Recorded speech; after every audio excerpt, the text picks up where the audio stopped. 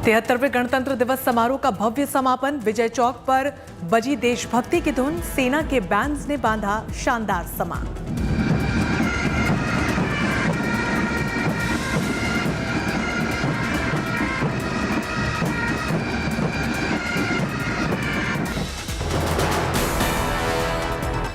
राष्ट्रपति, प्रधानमंत्री और रक्षा मंत्री की मौजूदगी में हुई सेरेमनी। सेनाध्यक्ष जनरल MM नरवणे भी रहे मौजूद।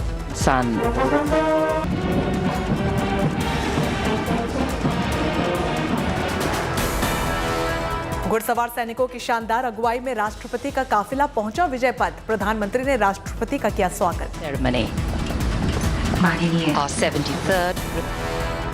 ध्वजारोहण और राष्ट्रगान के साथ हुई सेरेमनी की शुरुआत।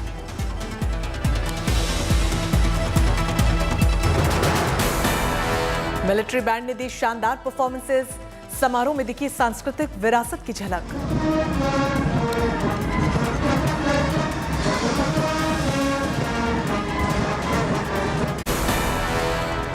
इस बार धुन अबाइड विद मी की जगह सारे जहां से अच्छा धुन बीटिंग द रिट्रीट सेरेमनी में की गई शामिल।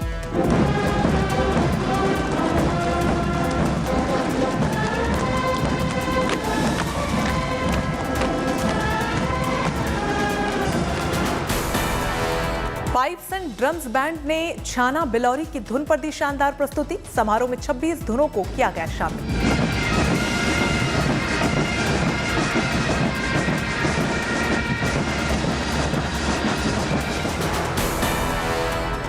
मास्ड बैंड ने कदम कदम बढ़ाए जा की धुन पर दी शानदार प्रस्तुति। बैंड की प्रस्तुति ने लोगों में भरा जोश।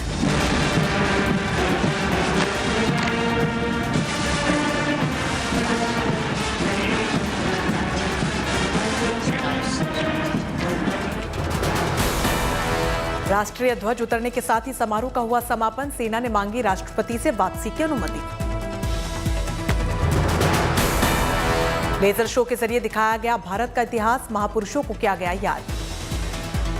सागर में स्याह प्रोजेक्ट मैपिंग के जरिए नॉर्थ और साउथ ब्लॉक की दीवारों पर भारत की विजय गाथा का नजारा। नहीं बात 75 वर्षों में हमने एक ऐसा देश बनाया है जिसकी बैंड की प्रस्तुति के बाद आसमान में 1000 ड्रोन ने दी शानदार प्रस्तुति। रंग बिरंगे अंदाज में सजा आसमान। सौहार्द अमन का श्वेत वर्ण ये दीप। ड्रोन के जरिए आजादी के 75 साल में हिंदुस्तान की उपलब्धियों को दिखाया गया। 10 मिनट तक ड्रोन ने दी प्रस्तुति। राष्ट्रपिता के छाया चित्र को भी ड्रोन के जरिए दिखाया गया। सरकार की कई उपलब्धियों को भी शो में किया गया शामिल। चीन, ब्रिटेन और रूस के बाद इस तरीके का शो ऑपरेट करने वाला चौथा देश बना भारत। ड्रोन का पूरा प्रोजेक्ट IIT दिल्ली के पूर्व छात्रों ने किया है तैयार। निर्वाचन आयोग का बड़ा फैसला। 10 फरवरी से 7 मार्च तक यूपी चुनाव के एग्जिट पोल पर रोक। प्रधानमंत्री मोदी करेंगे यूपी के लिए वर्चुअल रैली। 31 जनवरी से होगी वर्चुअल रैली की शुरुआत। 2 फरवरी को बजट पर बीजेपी कार्यकर्ताओं से PM की करेंगे चर्चा। बजट की बारीकियां भी कार्यकर्ताओं को समझाएंगे। कोविड प्रोटोकॉल के चलते अमित शाह ने रोका घर घर प्रचार अभियान। देवबंद में शाह के जनसंपर्क के दौरान उमड़ी भारी भीड़। पश्चिमी यूपी में अमित शाह ने संभाल रखी है चुनाव प्रचार की कमान। प्रचार करने के लिए मुजफ्फरनगर पहुंचे थे शाह। रैली के दौरान अमित शाह ने कहा, भूला नहीं हूं मुजफ्फरनगर दंगे का दर्द। SP सरकार में था माफिया राज। क्या भूले हैं क्या दंगे? जरा बोलिए जोर से, भूले हैं क्या? भूले हैं? गृह मंत्री अमित शाह ने प्रभावी मतदाता संवाद में की शिरकत। सबका साथ सबका विकास नीति पर हुआ है काम।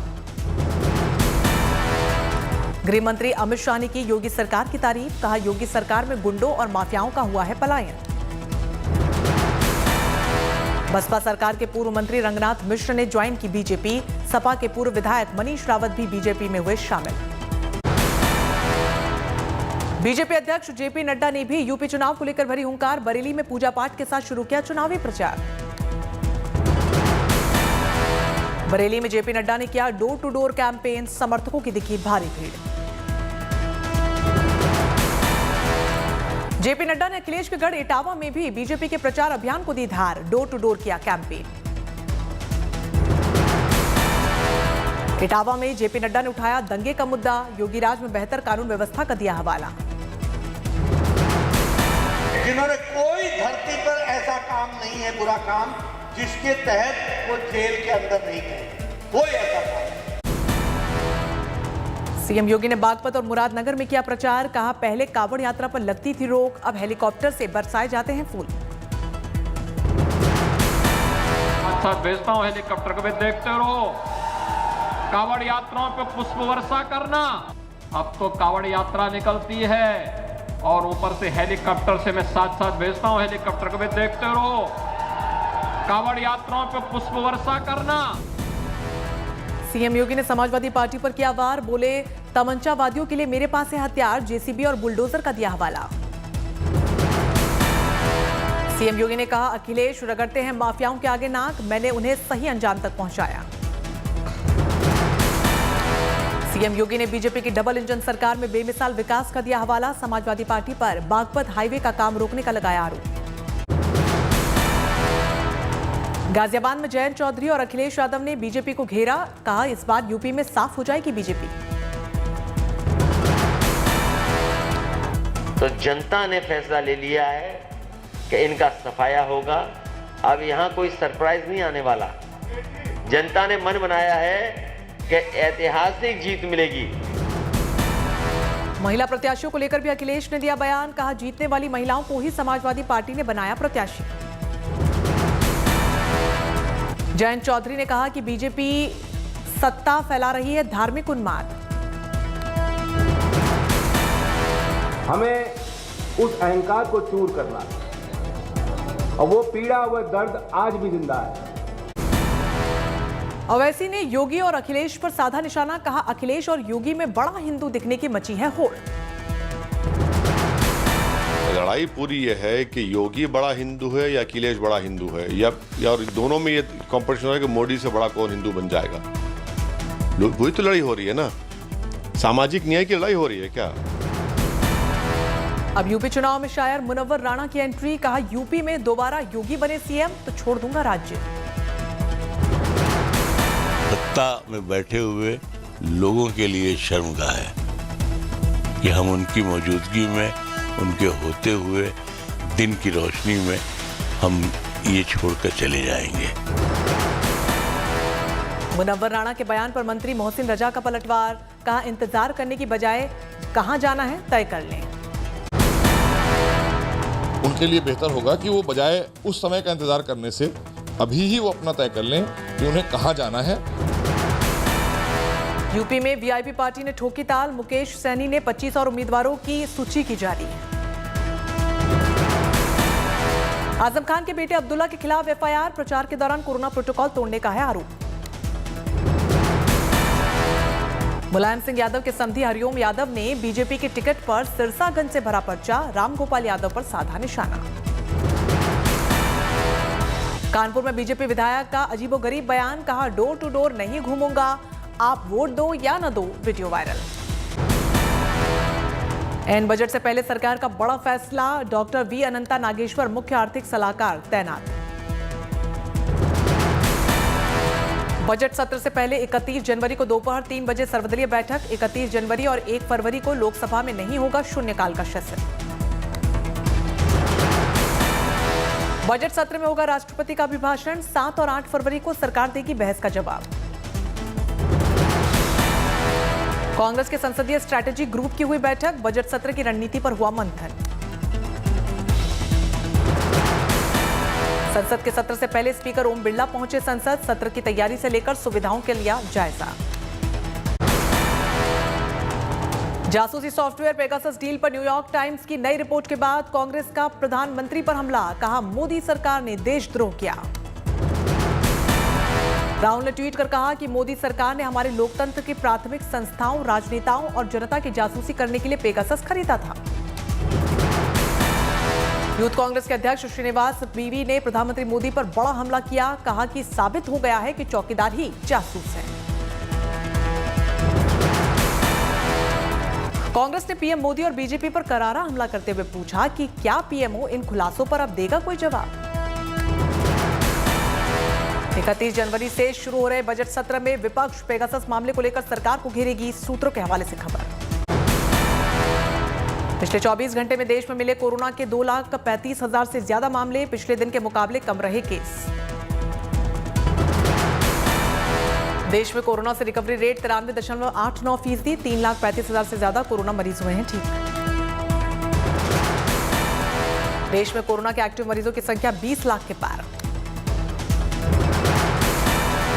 24 घंटे में 17,59,000 से ज्यादा लोगों ने कराए कोरोना टेस्ट। पिछले 24 घंटे में 57,35,000 से ज्यादा हुआ टीकाकरण, लगभग 165 करोड़ से ज्यादा टीकाकरण। दिल्ली में आए कोरोना संक्रमण के 4,483 नए मामले, 7.41 रही संक्रमण दर।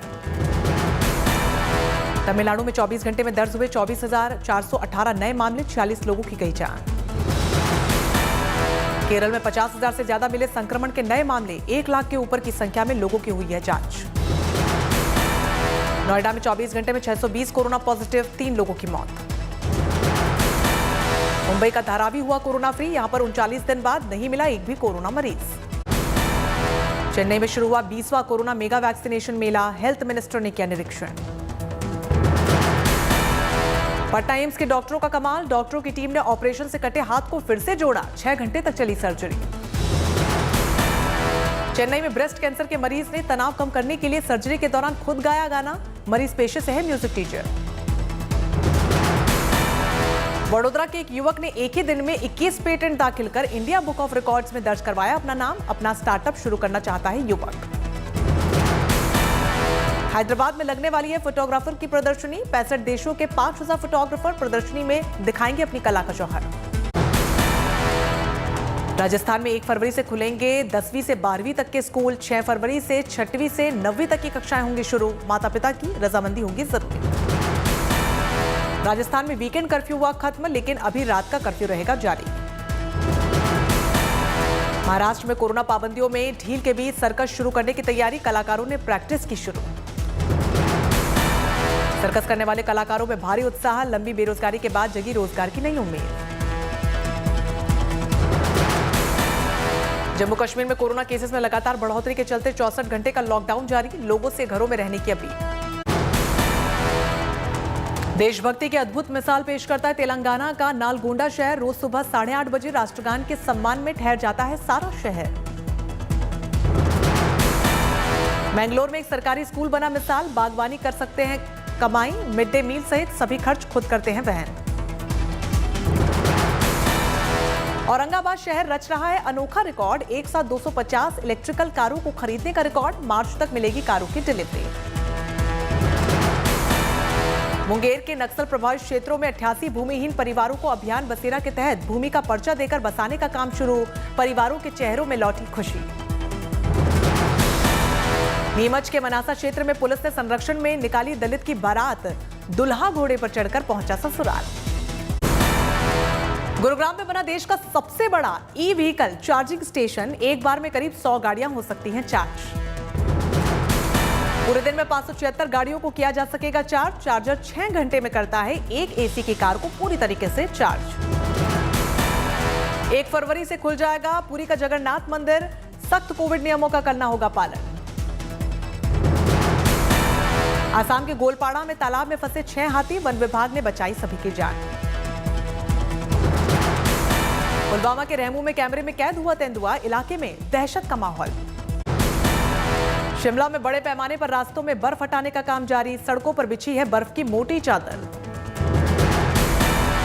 हिमाचल प्रदेश में बर्फबारी का नया दौर, घरों की छतों पर जमी बर्फ की मोटी चादर, पेड़ पौधे पर भी जमी बर्फ। हाड़ कपा देने वाली सर्दी में लोग ले रहे हैं अलाव का सहारा, भीषण सर्दी में आंख से हाथ तापते नजर आए लोग, बर्फीली हवाओं ने बढ़ाई लोगों की मुश्किलें। कश्मीर में मुसीबत बनी भारी बर्फबारी, डोडा में बर्फबारी के चलते रास्ते हुए बंद, कंधों पर उठाकर मरीज को ले जाना पड़ा अस्पताल। रामपुर में भी बर्फबारी से बंद तीनों नेशनल हाईवे पर ट्रैफिक बहाल, वाहनों की आवाजाही शुरू होने से मिली राहत। भारतीय महिलाओं का कमाल, एशिया कप में चीन को 2-0 से मात देकर ब्रॉन्ज पर किया कब्जा। टीम के लिए पहला गोल 13वें मिनट में शर्मिला देवी ने पेनल्टी कॉर्नर से दागा, तो वहीं दूसरा गोल 19वें मिनट में गुरजीत कौर ने दागा। एशिया कप में महिला हॉकी टीम की शानदार कामयाबी पर ओडिशा के मुख्यमंत्री नवीन पटनायक ने टीम को दी बधाई। उत्तराखंड के औली में भारी बर्फबारी के बाद जोरों पर है विंटर गेम्स की तैयारियां। स्कीइंग प्रैक्टिस के लिए औली पहुंचे स्कीयर। ऑस्ट्रेलियन ओपन के फाइनल में पहुंचे नडाल, सेमीफाइनल में इटली के बेरेटिनी को दी मात।